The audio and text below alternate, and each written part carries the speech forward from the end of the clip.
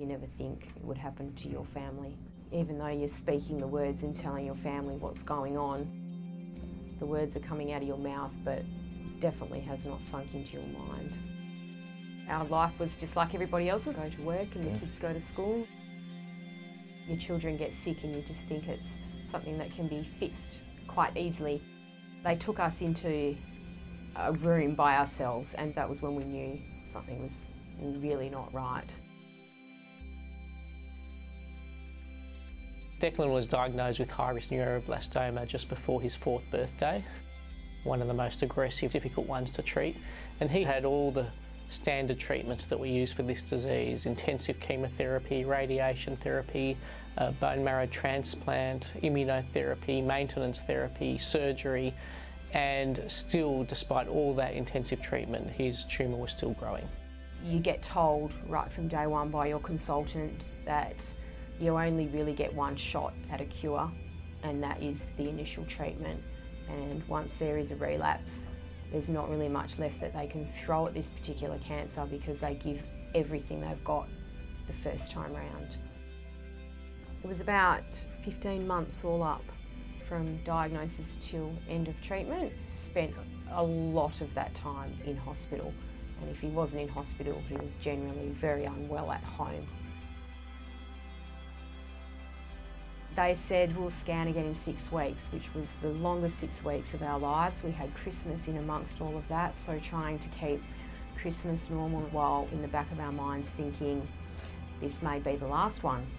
6 weeks later, got scanned and it definitely showed a relapse. Essentially, we know relapsed neuroblastoma is incurable, and it's really one of the worst conversations you can have with a family, with parents, to tell them, you know, we don't have any effective treatments. There's nothing that we can do to save them. We did a lot of research about lots of different therapies. Some were a lot of years off even being administered in a hospital, but one that really stood out was the phase 1 clinical trial for DFMO.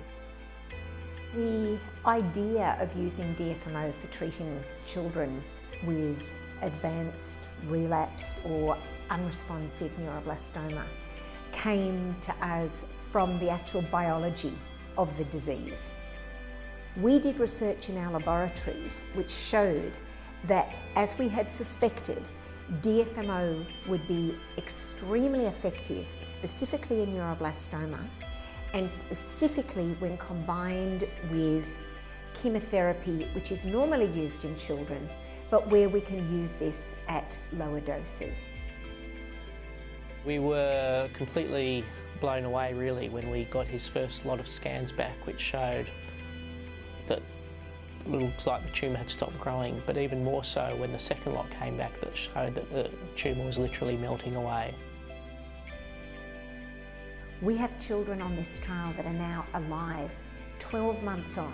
Declan is one of these children who've been given 12 additional months or more of high quality life as a result of being on this DFMO clinical trial. That's the power of medical research. The last 14 months has been the best quality of time that we've had since diagnosis, and that purely is because of research that has gone into this new DFMO drug. We're 14 months down the trial and he's finishing treatment this week for the DFMO trial, so just hope maybe something else might pop up. Initially, when Declan was first diagnosed, I was like, why us, why our family, why our son? All that goes through your mind. You're trying to find answers that you will never get answers to.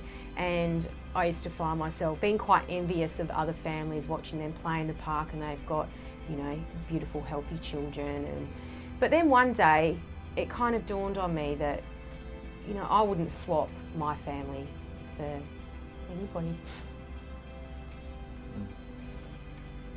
Because it's our family. It's hard sometimes, but you know, every day is a new day, and every day he's good, we're good, so we'll just go with that.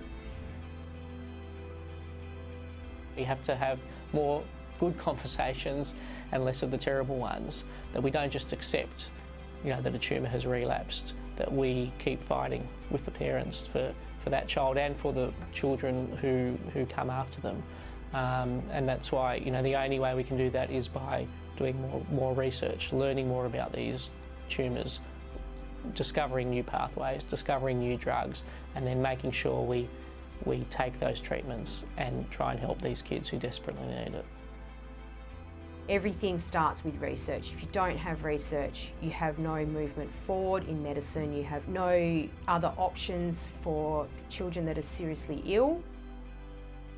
Research is what gives all families hope.